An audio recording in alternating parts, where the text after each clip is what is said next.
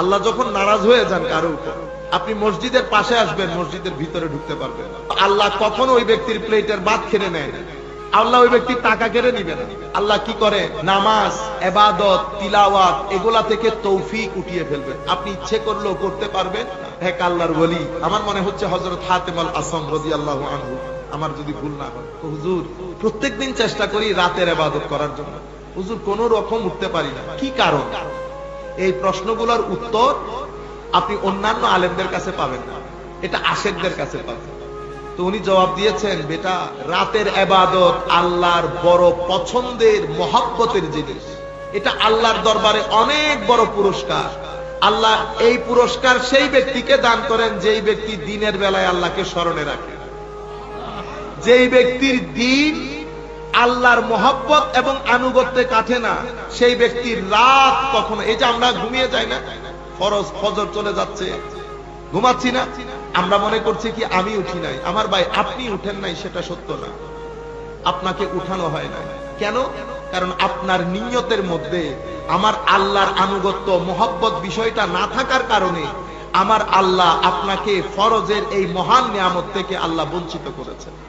আমাদের অনেক ভাই জানাজা পড়তে এসে, আসর চলছে, মাগরিব চলছে, বাইরে কথাবার্তা বলে না, নামাজ পড়বে না, জানাজা পড়তে এসেছেন শুধু। আল্লাহ যখন নারাজ হয়ে যান কারো উপর, আপনি মসজিদের পাশে আসবেন, মসজিদের ভিতরে ঢুকতে পারবেন না। মনে রাখবেন, আল্লাহ যখন কারো উপর নারাজ হয়, তো আল্লাহ কখনো ওই ব্যক্তির প্লেটের ভাত খেয়ে নেয় না, আল্লাহ ওই ব্যক্তির টাকা কেড়ে নিবে না। আল্লাহ কি করে? নামাজ, ইবাদত, তিলাওয়াত এগুলা থেকে তৌফিক উঠিয়ে ফেলবেন। আপনি ইচ্ছে করলেও করতে পারবেন না। আপনি নিজে নিজে দেখবেন, কি রে আমি 2-3 দিন হয়ে গেছে তিলাওয়াতে কোরআন করতে পারছি না, পড়তে চাই, কোন রকম ইদার উদার করে সময় নষ্ট হয়ে যাচ্ছে।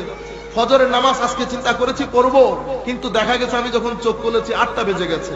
তখন আপনি বুঝতে পারবেন, আপনার মনে করা উচিত যে মাওলাই করিম আপনার কোন কাজে আপনার উপর অসন্তুষ্ট হয়ে গেছে। কি করতে হবে তখন? আল্লাহর দরবারের সাথে সাথে ওযু করে আল্লাহর দরবারে তওবার নামাজ পড়ে সিজদা দিয়ে থাকবেন, আল্লাহ আমি মাফ চাই, কোন কারণে আপনি আমার উপর অসন্তুষ্ট হয়েছেন। আর যদি আরো কিছু করতে চান, কিছু মানুষকে দান করে দেবেন। দানের মাধ্যমে আপনি যখন কোনো মানুষের মুখে হাসি ফুটাবেন, একটা মানুষ যার এখন এই মুহূর্তে 2000 টাকা দরকার, আপনার সমাজে অনেক মানুষ আছে, এই 2000 টাকা নীরবে নিবৃত্তে তার হাতে দিয়ে আসবে, 10 বছরের তাহাজ্জুদের সওয়াব হবে।